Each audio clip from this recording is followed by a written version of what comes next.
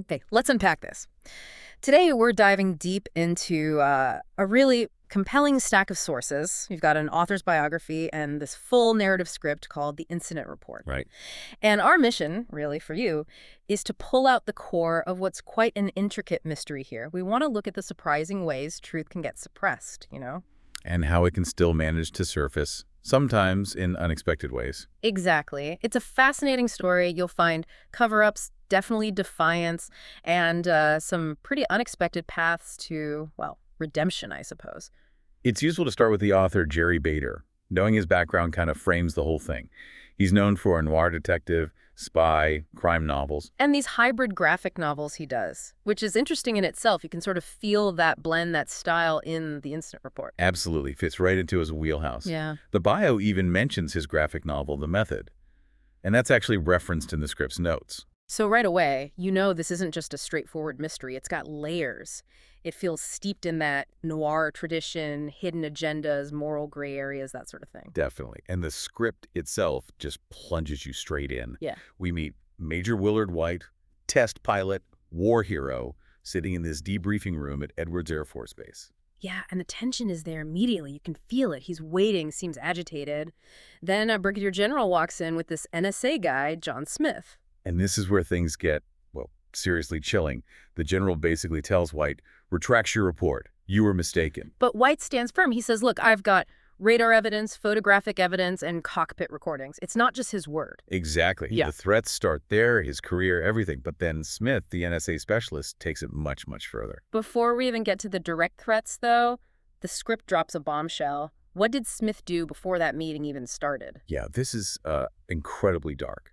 There's a flashback, and you see Smith actually slipping digoxin tablets into White's water bottle before the debriefing. Wow. It's premeditated, Yeah. calculated to induce a heart attack later, to silence him for good. You're just cold-blooded. And then, in the meeting, Smith explicitly threatens White's fiancée, Grace Edwards. Her safety, her career, it's all on the line if White doesn't back down. The pressure is immense. So you just try to imagine being White in that room, hearing these threats, knowing what Smith might have already done, the sheer audacity. It really shows the lengths they'll go to. But White doesn't break. Not really. He rips up the official report right there in front of them. Defiant. But he doesn't just give up. He'd clearly anticipated something. He manages to gather the pieces, stuff them in an envelope, and crucially, he mails it from a UPS store. That single act, mailing it.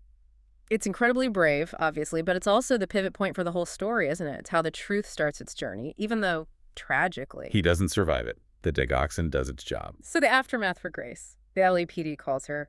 Bad news, they say. Willard died suddenly. Heart attack. But she knows him. Young, healthy, a test pilot. It just doesn't track. Her suspicion is immediate.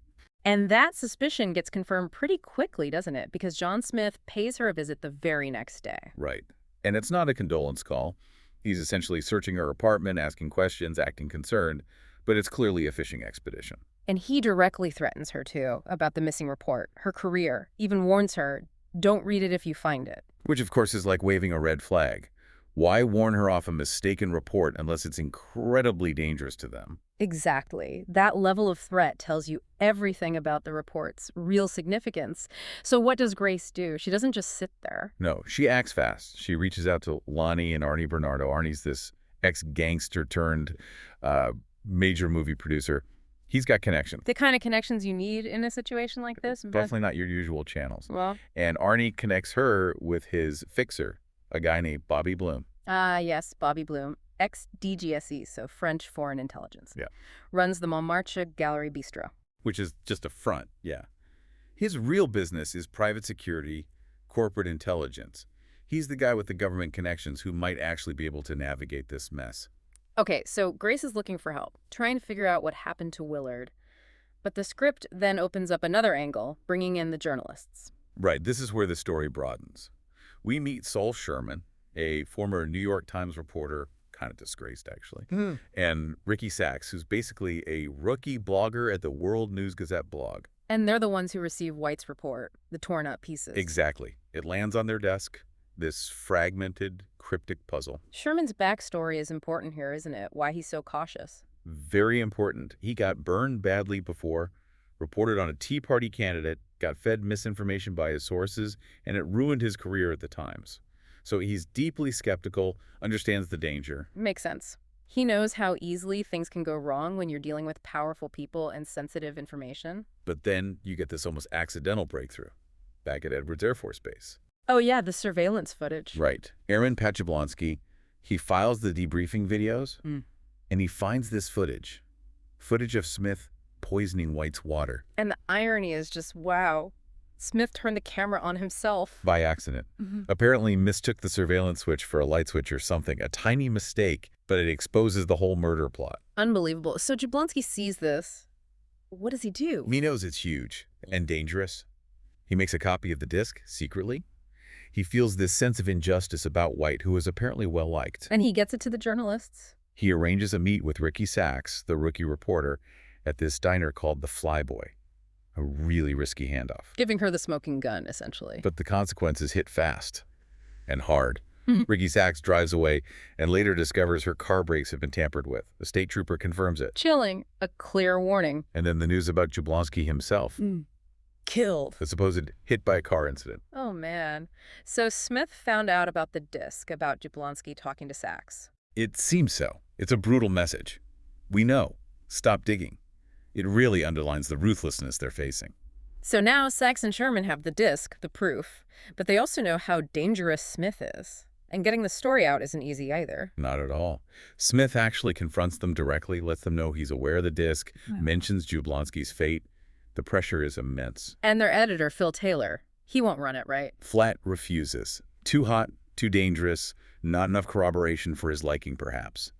It really highlights how traditional media channels can be, well, blocked when the story is this explosive and the opposition this powerful. So they have the truth, or a huge piece of it, but they can't get it published conventionally.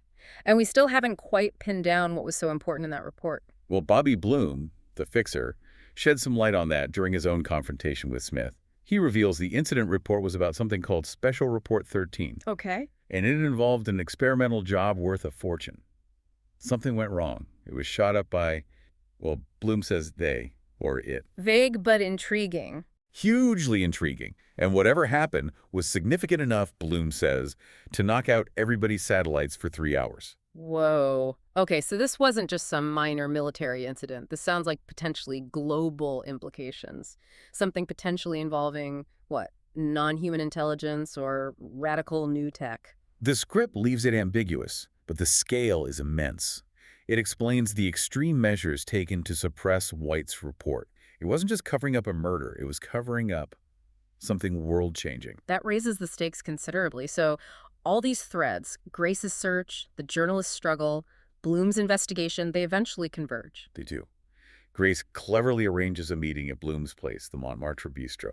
She gets everyone in the same room. Herself, Bloom, Sachs, Sherman, and then Smith shows up too. A real showdown brewing. And it gets physical.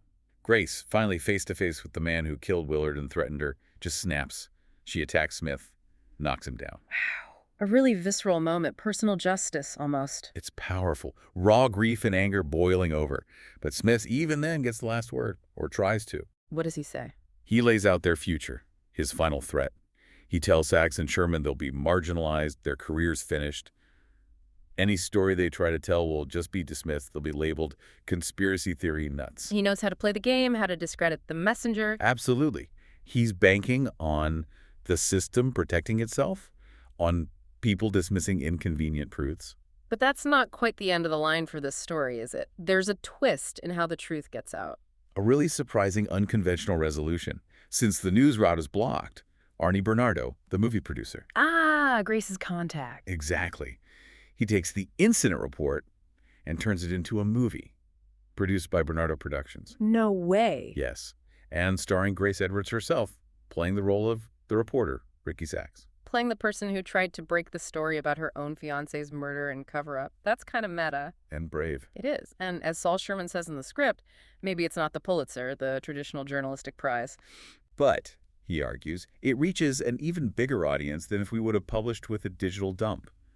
The movie becomes a hit. So the truth gets out there just packaged differently, as fiction, but maybe reaching more people, making them think. Exactly. It suggests that maybe redemption and impact don't always look like what you expect. They found another way to tell the story, a way that couldn't be easily suppressed or dismissed as just fringe news.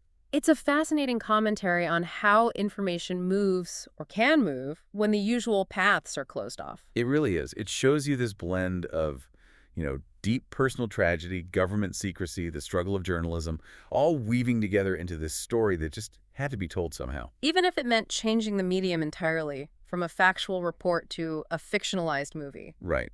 Which leaves you, the listener, with something to think about, doesn't it? Definitely. In this age we live in, with so much talk about information control, alternative facts, all that, it makes you wonder, what other forms, what other creative or unexpected ways might the truth need to take to actually get out there and see the light of day?